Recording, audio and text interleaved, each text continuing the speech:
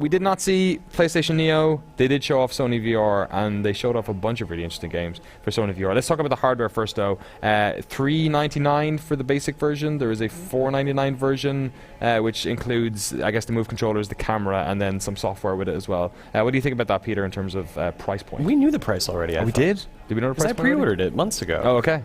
Well, then let's forget about that. And I even thought it was October. I guess it's news, but I thought we knew this already. Maybe we did already. I felt like I'm pretty sure we did. So considering the price point, what did you think about the software that they were showing you? Well, I don't want to steal the show by mentioning the one big one. Go for it. Blew me. Resident Evil 7, man. Yeah. I'm okay. The news that Jordan Morrow was working on that game, the guy who used to work at Konami, was involved with PT to a degree. It makes perfect sense. That game has such PT vibes. Yes. It looks freaking incredible. I will be terrified to play that in VR. Right. I just thoroughly blown away, not only by what I was seeing, but from the fact that Capcom is making that game. That Capcom has taken a series and turned and pivoted it so hard. And not only that, it's like PT has been brought back from the dead as Resident Evil. Yeah. Silent Hills man. has become Resident Evil. Like, how the hell does that happen? So crazy. I mean, obviously the story and themes are probably different, but this is the. I mean, if you're not getting PT vibes from this, we played different games. Right. This is coming out PlayStation 4, PlayStation exclusive, also fully playable from start to finish in PlayStation VR. What do you think about that, Alexa?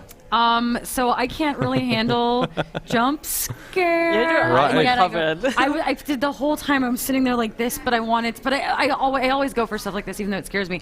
I am totally in. Like, this looks like classic Resident Evil, and that's what that series freaking needs. In a weird way, it's like the opposite of Resident Evil's camera, which used to be so fixed, and now they're just like, look everyone. But it's that same sort of enclosed, super, what's around the next corner scary kind of thing.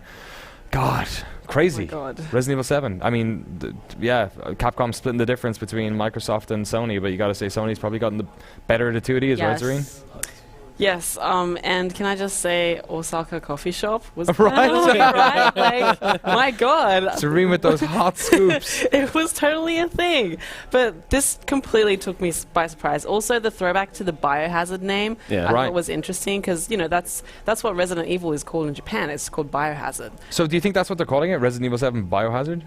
I think I read a press release that came out after this was shown in Japanese, and it said like Resident Evil, and the evil was like with the V, right, with the Roman numerals, and it had Biohazard as well. So that's what they're calling it over there. As well. Wow! So I am super excited. Like when this trailer was playing, I was like, is this? No, this can't be. Like, Resident Evil is not first person like this, right? Like, I'm curious to see how it'll be played when you're not in VR. Yes, absolutely. I'm curious how it's going to tie into the world of Resident Evil. No, absolutely. Like, we don't know anything about the character or like who this is that you're playing. Or where. Like, Silent Hill has done the, inside of one house thing before, as well as PT, but it's... how big is this, right? That's another question, I think. Yeah, and is it just a one place or a bunch of levels? So many questions.